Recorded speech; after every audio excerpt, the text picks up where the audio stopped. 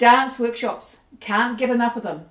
So far I've covered actually what is a dance workshop, how to choose which ones to go to if you've got limited time and money, how you can prepare for the workshop to make the best of your time, and what you can expect on the day. In this video I'm going to look at more what to do and what not to do. This is about workshop etiquette. And unlike the other videos, this isn't just for first timers.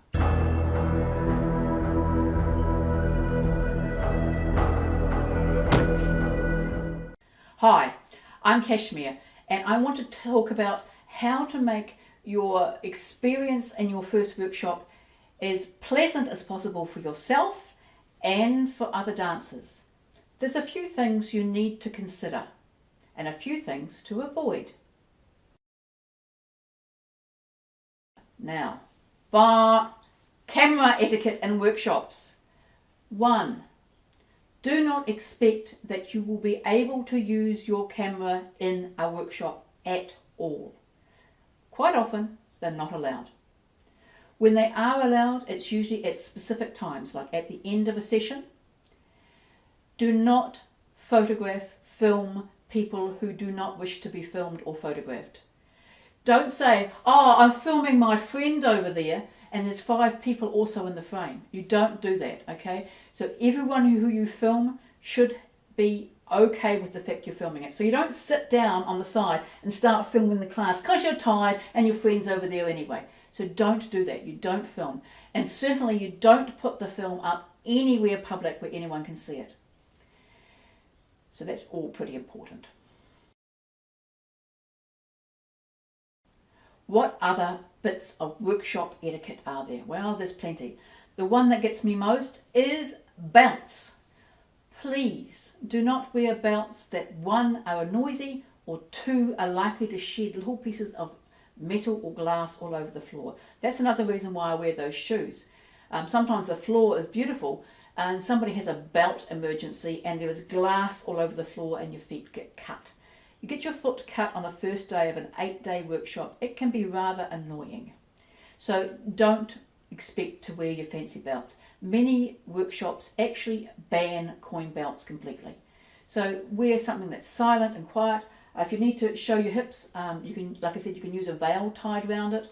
But what you'll find is that as your experience level rises, the amount of gumph you get into your class decreases. So when you see a really experienced group of dancers at a workshop, you probably won't see any hip belts, okay? You certainly won't see full face makeup. You won't see cute little tops. They'll be there to work. And I found this even more when I used to do jazz and modern. The really experienced dancers would turn up in some amazingly ratty clothes. So yeah, belts, no. Don't wear your belt. Don't take your belt unless you're specifically asked for one.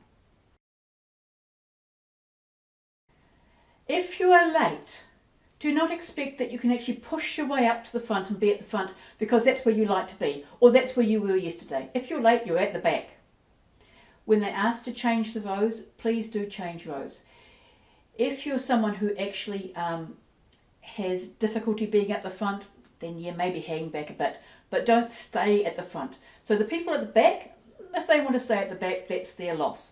But if you're at the front and they're asked to change rows, do please change your rows.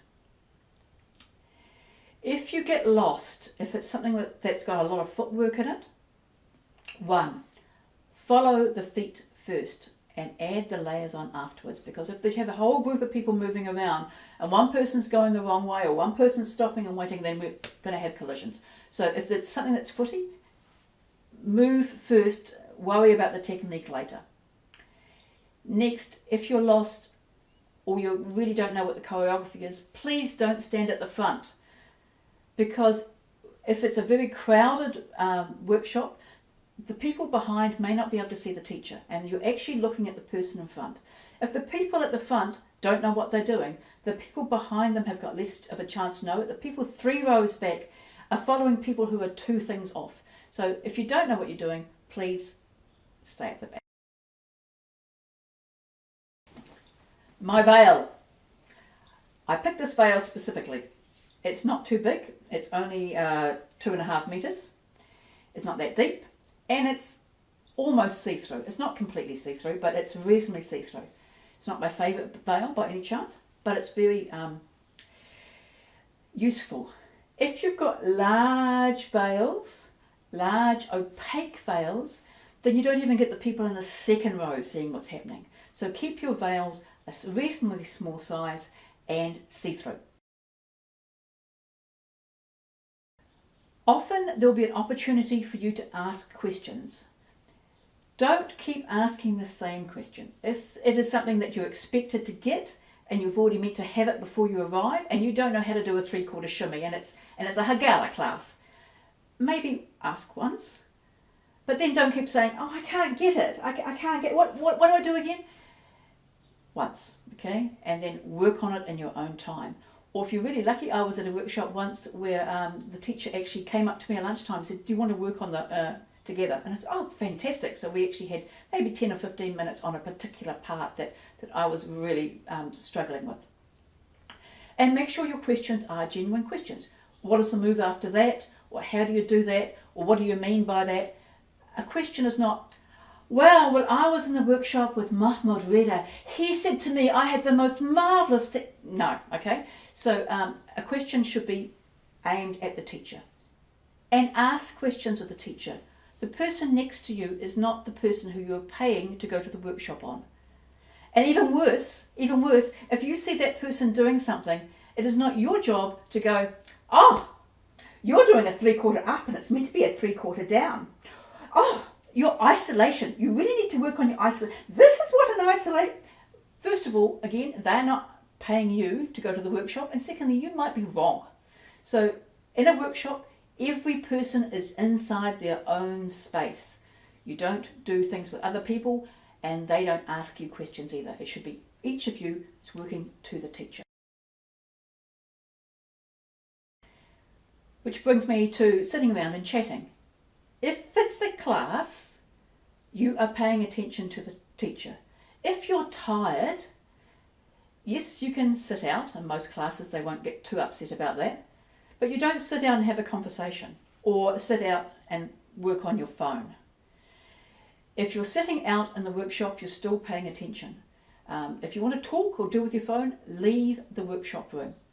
I did actually have a workshop once where the teacher actually came in and he looked around and said, obviously you don't need me, and walked out.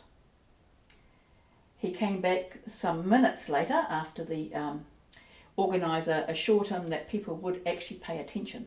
But don't expect them to have to talk over you.